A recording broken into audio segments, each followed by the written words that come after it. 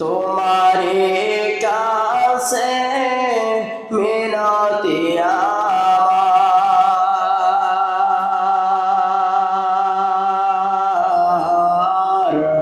তোমারে কাছে মিনতি আমার, মহামহিম দয়াময়, ইমানের পথে অবিচল থেকে আমার মরণ যেন। আসসালামু আলাইকুম ওয়া রাহমাতুল্লাহি ওয়া বারাকাতুহু। আলহামদুলিল্লাহি নাহমাদুহু ওয়া নাস্তাঈনুহু ওয়া নাস্তাগফিরুহু ওয়া نعوذ بالله من شرور أنفسنا ومن سيئات أعمالنا. من يهده الله فلا مضل له ومن يضلله فلا هادي له. ونشهد أن لا إله إلا الله وحده لا شريك له. ونشهد أن سيدنا ونبينا ومولانا محمدا عبده ورسوله الذي أرسله بالحق بشيرا ونذيرا وداعي الله بإذنه وسراجا منيرا. فقد قال الله تعالى في كلامه المجيد والفرقانه الحميد. شغل مرشد جبان قلوالنا أعوذ بالله من الشيطان الرجيم. بسم الله الرحمن الرحيم. الذي خلق الموت والحياة ليبلوكم أيكم أحسن عملا وهو العزيز الغفور. الآخر. إن الله ملائكته يصلون على النبي يا أيها الذين آمنوا صلوا عليه وسلموا تسليما. اللهم صل على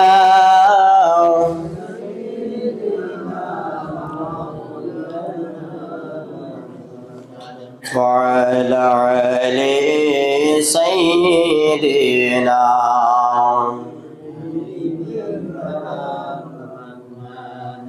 ইমানের পথে অবিচল থেকে আমার মরণ যেন হয়।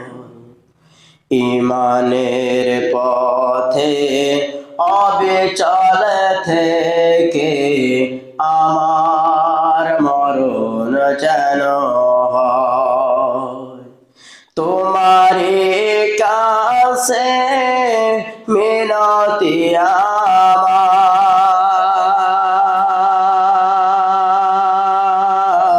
আমার, তোমারে কাছে মিনতি আমার, মহামহিম দয়াময়, ইমানের পথে অবিচল থেকে আমার মরণ যেন হয়। আল্লাহুম্মা সাল্লি আলা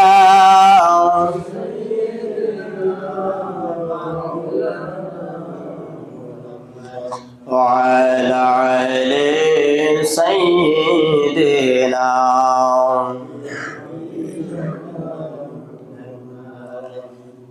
আলহামদুলিল্লাহ।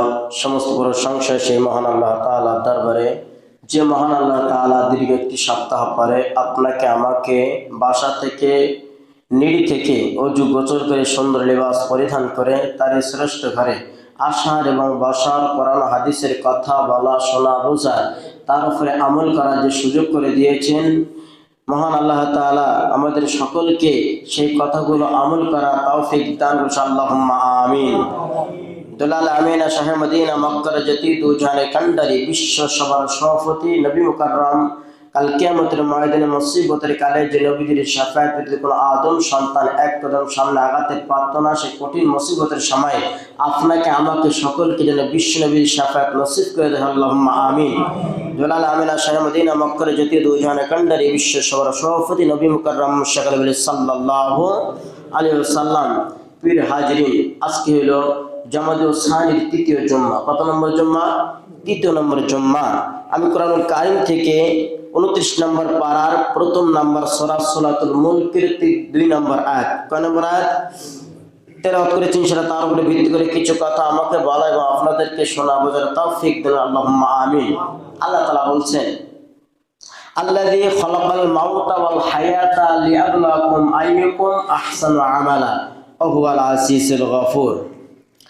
আল্লাযী, যিনি খলাকা সৃষ্টি করেছেন, মাউতা মৃত্যুকে, কি মৃত্যু সৃষ্টি করেছেন, ওয়াল হায়াতা হায়াত দিয়েছে, লিয়াবলুয়াকুম দেখতে চায় আল্লাহ তাআলা এই হায়াত এবং মৃত্যু দিয়ে দেখতে চায়, লিয়াবলুয়াকুম আইয়ুকুম আহসানু আমালা, কে কত ভালো কাজ করতে পারে। সুবহানাল্লাহ।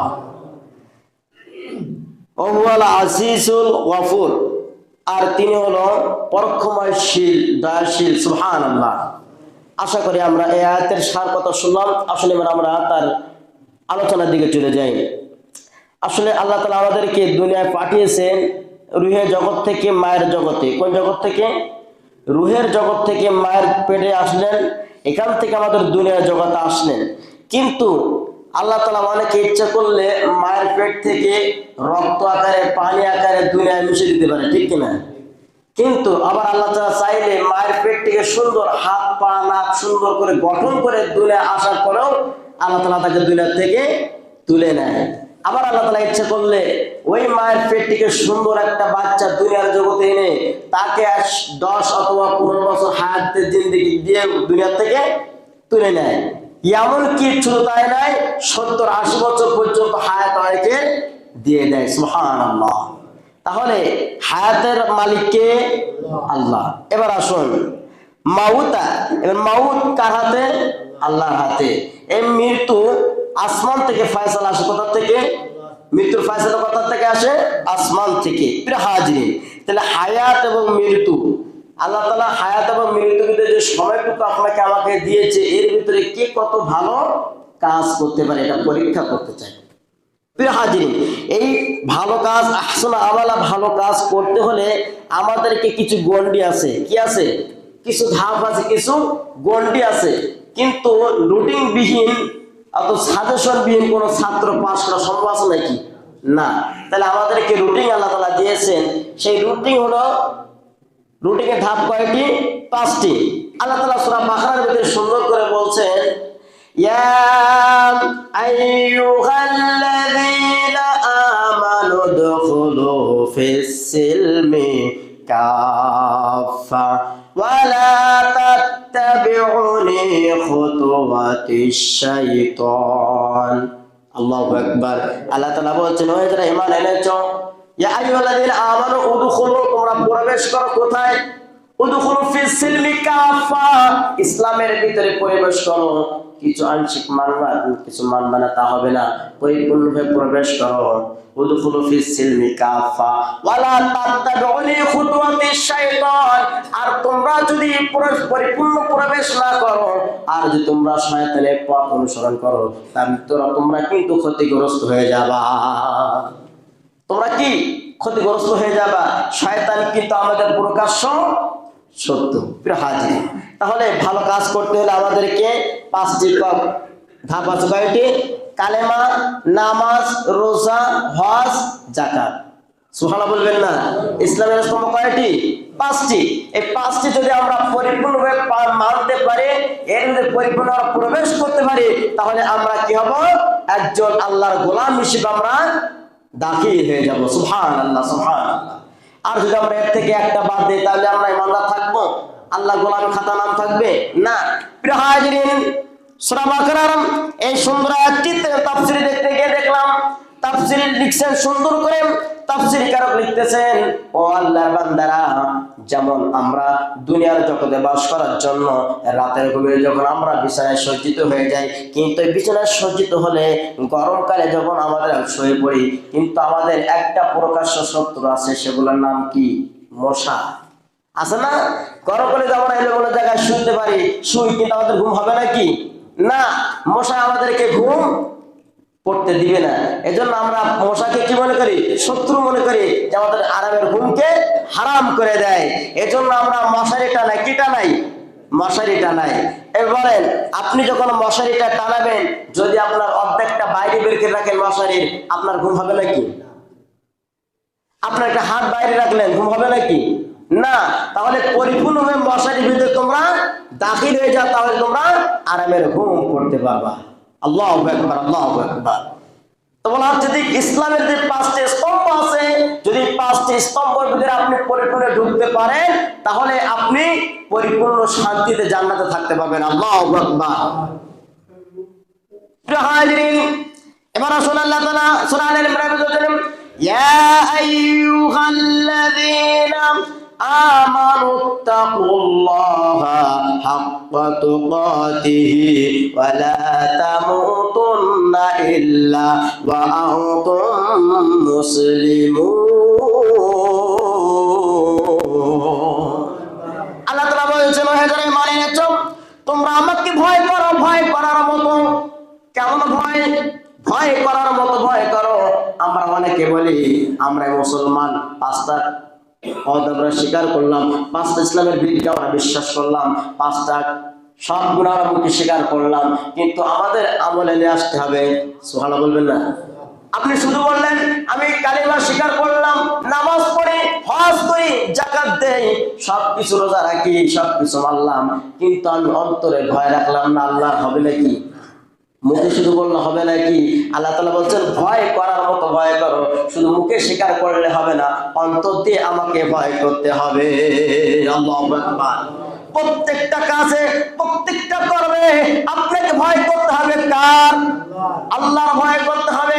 যেমন যদি আপনি মশারি টানালেন, কিন্তু একটা অঙ্গ বাইরে রাখলে আপনি পরিপূর্ণ ঘুমাতে পারবেন না। আপনি মশারি টানালেন, কিন্তু আপনার দেহ যদি কোনো অঙ্গটা বাইরে থাকলে আপনি আরামে ঘুম পড়তে পারবেন না। যতক্ষণ পর্যন্ত আপনি ওই মশারির ভিতরে পরিপূর্ণ প্রবেশ না করবেন, তখন ঠিক বলা হচ্ছে আল্লাহকে ভয় করতে হবে, শুধু জবান দিয়ে না, আপনাকে অন্তর দিয়ে। আল্লাহু আকবার। যেমন মুখে শুধু বাইরে বললে হবে না, অন্তরেও কাজ করা লাগবে। ফিরে এবার আসুন এই তাফসীরে দেখতে দেখলাম কেমন ভয় ছিল নবীজির সাহাবীদের ইতিহাসের দিকে তাকান। ওমর ইবনে খাত্তাব রাদিয়াল্লাহু তাআলা আনহু যখন খেলাফতের দায়িত্ব ছিলেন, যখন সরকারি মালগুলো যখন বন্টন করতেন, বন্টন করার সময় একদিন হঠাৎ করে ওমর রাদিয়াল্লাহু তাআলা আনহুর স্ত্রী বললেন, আমার প্রাণের স্বামী, আমাদের একটু আটার সুজি অর্থাৎ পায়েস খাইতে মন চাইছে। আল্লাহু আকবার। বলছে আপনি কষাঘাট থেকে ওই সরকারি মাল থেকে একটু কিছু অংশ আমাদেরকে নিয়ে আসবেন, আমরা সেটাই যাতাই পিষে এটাকে আটা বানিয়ে আবার একটু হালুয়া রুটি খাইতে চাচ্ছি, আপনি নিয়ে আসবেন। কিন্তু ওমর শুধু শুনলেন, কোনো উত্তর দিলেন না। একদিন, 2 দিন, 3 দিন, কয়েকদিন পার হয়ে যায়। হঠাৎ করে ওমরের সামনে স্ত্রী সুন্দর করে পায়েস রান্না করে আনলেন। কি আনলেন? পায়েস রান্না করে আনলেন। ওমর জিজ্ঞাসা করছে, প্রাণের স্ত্রী, আগের দিন আমাকে তুমি বলছিলে কিছু মাল আনার জন্য, কিছু অর্থ আনার জন্য, কিন্তু আমি তো আনলাম না, তুমি এগুলো কোথায় পাইলে? আল্লাহু আকবার বলবেন না? কেমন ছিল ইমানদার, কেমন ভয় ছিল আল্লাহ, কেমন তাকওয়া ছিল। প্রিয় হাজির, স্ত্রী বললেন, আমার প্রাণের স্বামী, আপনি যে মালগুলো নিয়ে আসতেন আমাদের সংসার চালানোর জন্য, প্রত্যেক দিন এক মুষ্টি করে চাউল আলাদা রেখে দিতাম। প্রত্যেকে আমি এক মুষ্টি করে চাউল আলাদা রেখে দিতাম। দিয়ে দিয়ে অনেক জমা হওয়ার পরে সেটাকে আমি জাতায় পিষেছি, পেশানোর পরে সেটাকে আমরা হালুয়া রুটি তৈরি করেছি। আল্লাহু আকবার।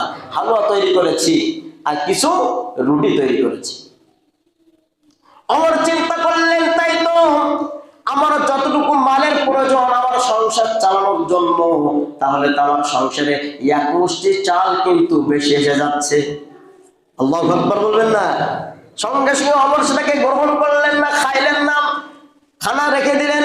দেওয়ার পরে তো উঠলেন, উঠে আস্তে আস্তে চলে গেলেন সেই সরকারি মালের গোদামের ওখানে চলে গেলেন, সেই ঘরের ভিতরে চলে গেলেন।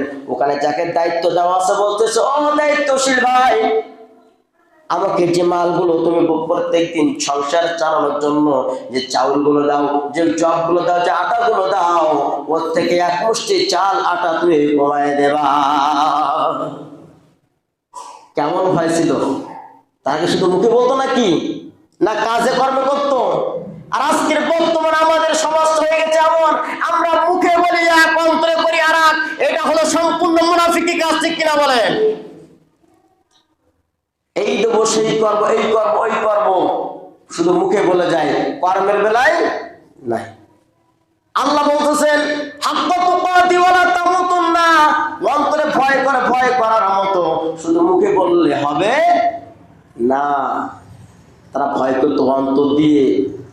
সঙ্গে সঙ্গে যখন পাশাঘাতে যখন দায়িত্বশীলকে বললেন, ভাই আজকের থেকে আমার যে সংসার চালানোর জন্য যে চাউলগুলো দেওয়া, যে গমগুলো দেওয়া, যে আটাগুলো দেওয়া, যে জবগুলো দেওয়া, ওইগুলো এক মুষ্টি প্রত্যেক দিন তুমি কমায়া দেবা। স্ত্রী জিজ্ঞাসা করে, প্রাণের স্বামী, আপনাকে যে আমি হালুয়া রুটি দিয়েছি আপনি গ্রহণ করলেন না, খাইলেন না, কোথায় চলে গেলেন? আমাকে বলতে হবে। প্রশ্ন আছে না নাই? আমাদের স্ত্রীরা জিজ্ঞাসা করে নাই, স্বামীরা জিজ্ঞাসা করে নাই, কোথা থেকে আনলে, কি করলে, জিজ্ঞাসা করে না। শুধু পাইলে আর খাইলে হবে না। মুমির হতে গেলে সর্বপ্রথম আপনার লোভকে দমন করতে হবে। মুমির হতে গেলে আপনার লোভ লালসাকে দমন করতে হবে। দুনিয়ার লোভ লালসা আপনাকে ত্যাগ করতে হবে। যতক্ষণ পর্যন্ত আপনি পরকালীন লোভ লালসা না করতে পারবেন, ততক্ষণ পর্যন্ত একজন মুমিন হতে পারবেন না, ঠিক কিনা বলেন? আমরা শুধু দুনিয়ার লোভ লালসা নিয়ে ব্যস্ত। স্ত্রী যখন জিজ্ঞাসা করলো, প্রাণের স্বামী আপনি কোথায় গেলেন, বলেন একটু আমি শুনি। সঙ্গে সঙ্গে বললেন, তুমি যে প্রত্যেকদিন যে এক মুষ্টি চাউল যে তৈরি করেছো খাবারটা, এটা আমি আগে ওখানে বন্ধ করে আসবো, তারপর আমি বক্ষণ করবো। সুবহানাল্লাহ। আগে আমাকে সংশোধন হতে হবে। কারণ যদি আমি আমার সংসার যতটুকু প্রয়োজন তার থেকে যে যাররা পরিমাণে আমি বেশি নেই, তার চেয়ে যাররা পরিমাণে যদি হক নষ্ট করি অন্যের, কাল কিয়ামতের ময়দানে মুসিবতের কালে আল্লাহর আসামির কাঠে আমাকে দাঁড়াতে হবে, ঠিক কিনা বলেন? কেমন ভালোবাসা ছিল প্রিয় হাজিরিন। তাহলে ইসলামের ভিতরে পরিপূর্ণ প্রবেশ করতে হবে। আল্লাহর ভয় আপনাকে তৈরি করতে হবে, ভয় করার মতো। শুধু মুখে বললে হবে না। প্রিয় হাজিরিন, আল্লাহ তাআলা বলেন, ওয়া মান ইয়ামাল মিসকালা যাররাতিন খায়রান ইয়ারা ওয়া মান ইয়ামাল মিসকালা যাররাতিন শাররান ইয়ারা। আল্লাহু আকবার। যদি কোনো বান্দা দুনিয়ার পরে যারা পরিমাণ ভালো কাজ করে, যারা পরিমাণ যদি কোনো সৎ কাজ করে, ভালো আমল করে, এটাও কাল কিয়ামতের ময়দানে আমি আল্লাহ তাআলা কি বিরত করব না, সঙ্গে সঙ্গে তার সামনে হাজির করব।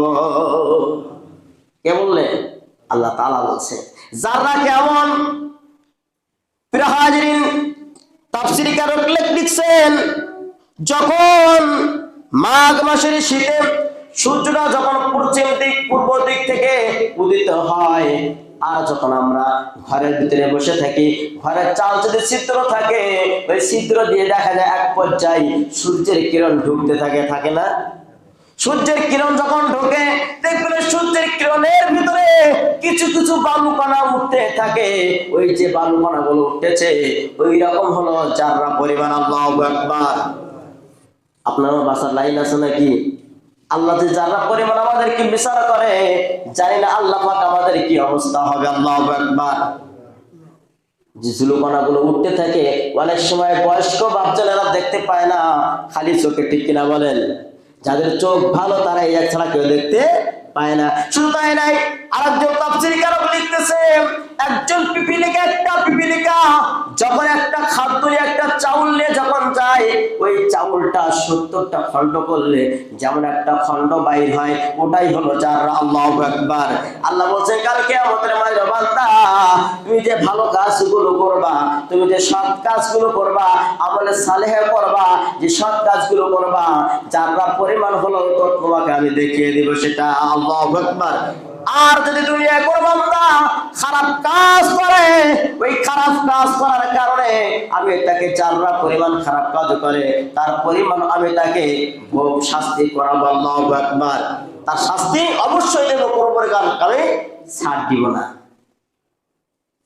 প্রিয় হাজির, ওমর ইবনে খাত্তাব রাদিয়াল্লাহু তাআলা আনহু বললেন, আমার প্রাণের স্ত্রী, আপনি যে খাবার তৈরি করেছেন, এই খাবার যদি আমি না জেনে না শুনে যদি আমি ভক্ষণ করি, আর ওই পাশাকারে যদি আমি নিষেধ না করি, তাহলে আমি কিন্তু আসামির কাঠগড়ায় দাঁড়িয়ে যাব।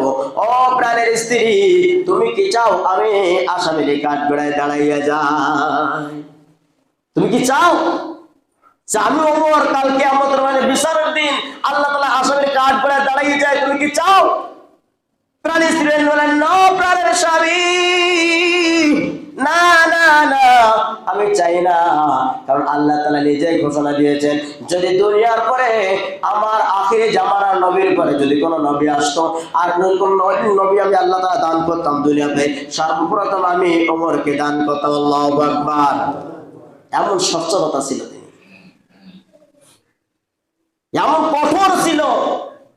আর আমরা সামনে পাইলে আইসে চাচা দুনি খাবো ধুনি, যতদিন বাঁচবো বেশি নাকি, যতদিন বাঁচবো দুনিয়ায় ধুনি খেয়ে যাবো, কোনো বাঁচাবাজের সিন নেই। ও বলিও খায়, জুমাও খায়, কোরবানিও খায়, ও মন্দিরকেও খায়, আছে না নাই? চাচা হুঁশিয়ার হয়ে যাও।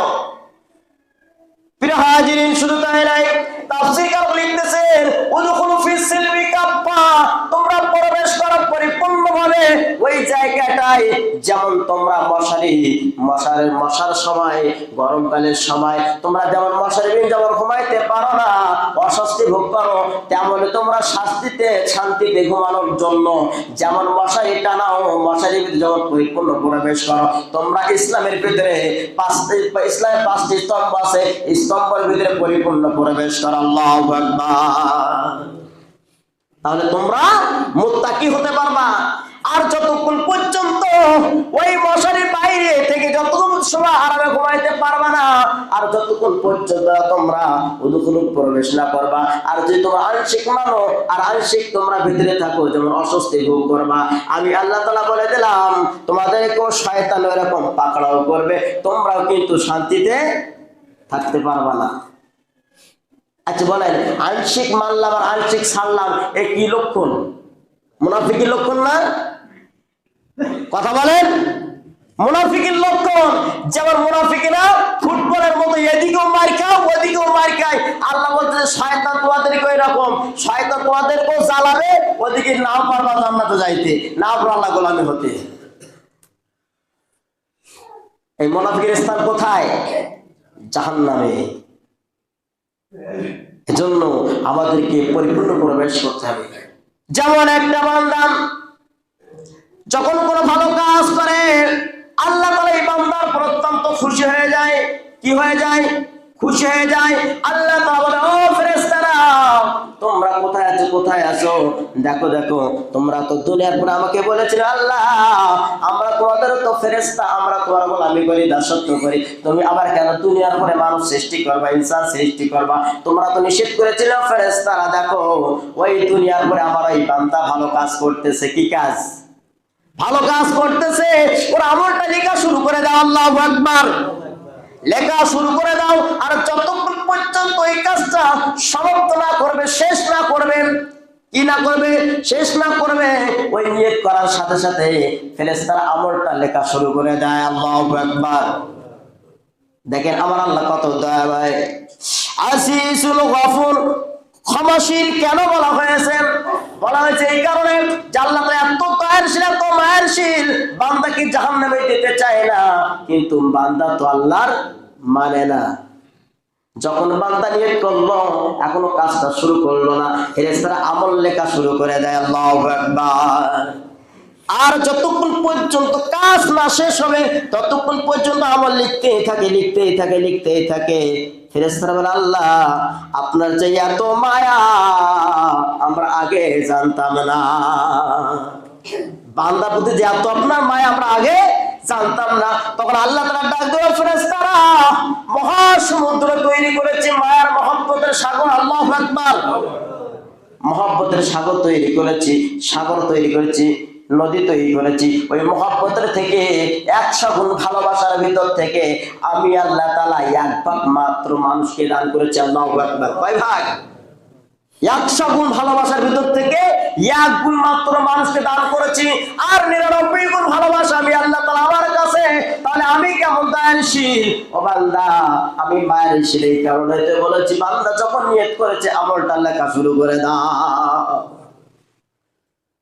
আর যখন কোনো বান্দা খারাপ কাজ করে, খারাপ কাজ যখন নিয়ত করে, আল্লাহ তাআলা ফেরেশতারা তাকিয়ে থাকে, আল্লাহ আমরা কি আমল লেখা শুরু করব নাকি খারাপ আমল?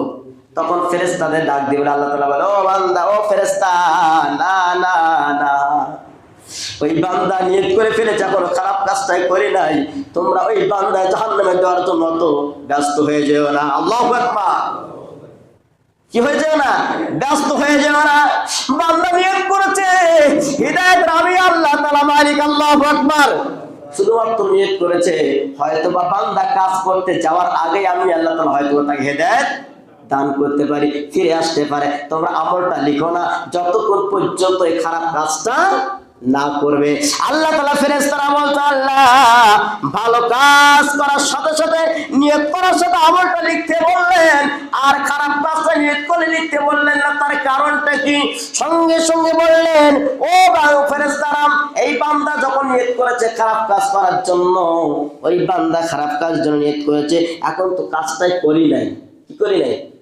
নিয়ত করছে মাত্র, কাজটা এখনো করে নাই। তোমরা খারাপ কাজটা আমলটা লিখো না যতক্ষণ পর্যন্ত খারাপ কাজটা না করবে। ওই বান্দা যখন খারাপ কাজটা করবে, খারাপ কাজ যখন শেষ হয়ে যাবে, আল্লাহ তাআলা অর্ডার দিবেন, ফেরেশতা ওই বান্দা খারাপ কাজটা করেছে, শুধুমাত্র খারাপ কাজটা করার জন্য শুধু খারাপ আমলটাই লিখবা। আল্লাহু আকবার।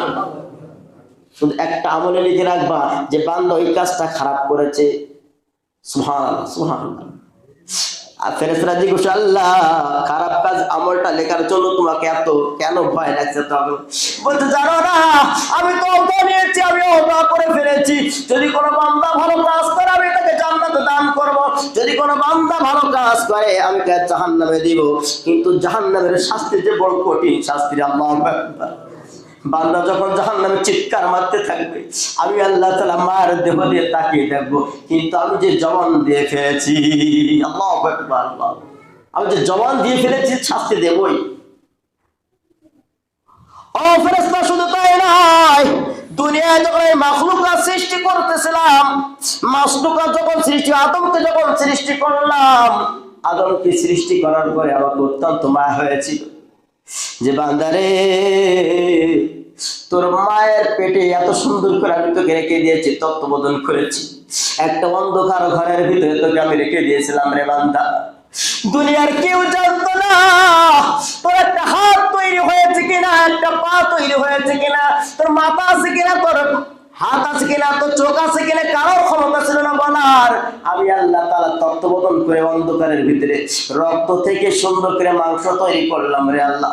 মাংসের ভিতরে এমন একটা কাঠি তৈরি করে দিয়েছি, হাড় নামক, এই হাড়ের ভিতরে দিয়ে এমন একটা মগজ তৈরি করেছি, এত সুন্দর করে তৈরি করলাম রে বান্দা। আর সবচেয়ে মা মহব্বত লাগে রে বান্দা, তোর চেহারাটা আমি নিজে হাতে কুদরতি তৈরি করেছি। আল্লাহু আকবার। সব কিছু তৈরি করলাম, কিন্তু এই চেহারাটা আমি আল্লাহ তাআলা নিজে কুদরতে হাতে তৈরি করেছি। সুবহানাল্লাহ, সুবহানাল্লাহ। কারণ এই চেহারা এত সুন্দর করে তৈরি করে দিয়েছি, দুনিয়ায় অসংখ্য মাখলুকাত আছে, অসংখ্য অসংখ্য বান্দা আছে, অসংখ্য প্রাণী আছে, কিন্তু এই চেহারার সাথে আরেকজনের চেহারা মিল খাবে না। আল্লাহু আকবার, আল্লাহু আকবার। কি সুন্দর নিয়ামত দিয়ে তৈরি করেছে বান্দা। পা থেকে মাথা পর্যন্ত এত সুন্দর করে সৃষ্টি করলাম, হাতের জায়গায় হাত দিলাম, পায়ের জায়গায় পা দিলাম, লোকের জায়গায় লোক দিলাম, জিহ্বার জায়গায় জিহ্বা দিলাম, সব কিছু এত সুন্দর করে সৃষ্টি করলাম রে বান্দা। এত সুন্দর দেহ তোরে জাহান্নামে দেব আমি আল্লাহ সহ্য করতে পারি না। আল্লাহু আকবার। ও বান্দা, এই জন্য আমি তোমাদেরকে বারবার বলতেছি, ইয়া আইয়ুহাল্লাযীনা আমানু তাকুল্লাহা হাক্কা তুকাতিহি ওয়া লা তামুতুন্না ইল্লা ওয়া আনতুম মুসলিমুন।